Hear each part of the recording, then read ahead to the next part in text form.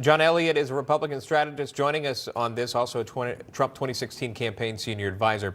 Jonathan Harris is a Democrat strategist. He also joins us again today on this couple of topics that we have with you here.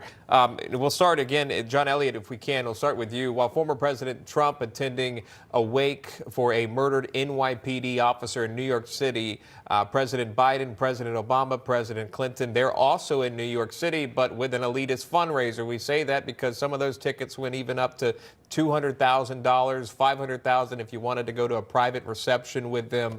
But again, a wake 40 miles away, but all of these presidents all in one city.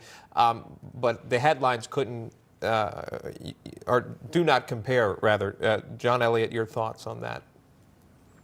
Well, absolutely, Sean. There couldn't be a starker contrast between President Trump, who is placing, number one, he's very much connected to the people. And in fact, in 2016, he actually picked the party up from a Romney elitist party and moved it to an America First that connected with the roots, connected on issues like law enforcement. And then you had the BLM defund the police riots that the Democrats arranged for in 2016, or rather 2020. And look, President Trump backs the blue. He's somebody who knows the importance of law and order, and he's pledged to make a big impact, especially in Washington, D.C., where we are right now. He's somebody who realizes that the cities under Democrat rule have completely gone downhill and that it's time for law and order. And so a good contrast for the president. Perhaps this fundraising event was planned well in advance. You'd think coordinating all the former presidents coming together in one location with all the celebrities. Not something you might want to cancel last minute. But Jonathan, there was time. Oh, we might have just lost John there.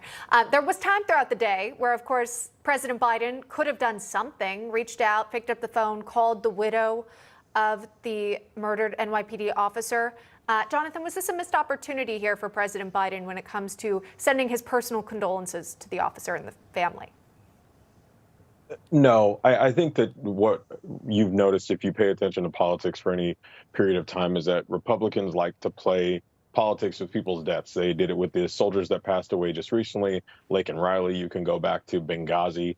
They like to isolate and pick deaths so that they can play politics with them. And it's just not something that Democrats do. I mean, the idea of suggesting that a law and order candidate is the same one that's facing 91 criminal charges across 4 different jurisdictions is about as crazy as the person who cheated on his pregnant wife by paying a porn star to have sex with him and is now selling a Bible during Holy Week. I mean, part of our political discussion has just drifted into the Twilight Zone or Black Mirror, depending on what you watch. But it's a little ridiculous. And it's a little ridiculous that he thinks that he qualifies to cast moral aspersions at anyone. What it was a political opportunity that he exploited while President Biden and the other 2 former presidents that he was with, who all remained very popular, campaigned. It's a campaign season. And this is former President Trump is the same one who also led a terrorist attack against our nation on January 6th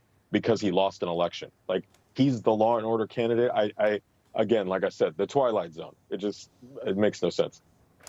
The View co-host Alyssa Farah Griffin crediting Trump for attending the funeral of an NYPD fallen officer that we showed you, saying he's always had his finger on the pulse of what middle America is actually caring about. And we have a quote. This from Alyssa Farah Griffin on The View, the co-host. Donald Trump, the master spinner, is going to say, "You elites in New York with celebrities are raising these high-dollar donor money while I'm in New York honoring a fallen New York Police Department officer who was killed by somebody who'd been arrested 21 times previously. To the average American, the Trump curious voter, this is what they want to see from him." Is Ms. Griffin right about that, Jonathan?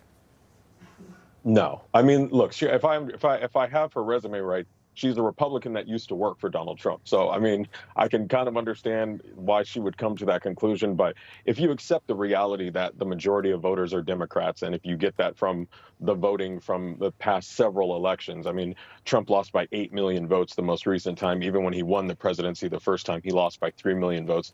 So if you use that kind of data to accept that the majority of voters are Democrats, what they're going to see is somebody playing politics with someone's death. They're not going to say, wow, he really cares about, middle America. Donald Trump has never been someone who cared about middle America. He was a New York multimillionaire who decided to run for president and threw on a trucker hat so he could relate to conservatives in the South and said a bunch of racist stuff about Mexicans, and then all of a sudden he's a champion of Middle America. It's just, it's hard to believe that that's something that even his most ardent supporters will lap up. But all right, that is the perspective of a Democratic strategist, Jonathan Harris, joining us on the program. And of course, as I think we can all agree, Laken Riley's life mattered, and so did Officer Jonathan Diller.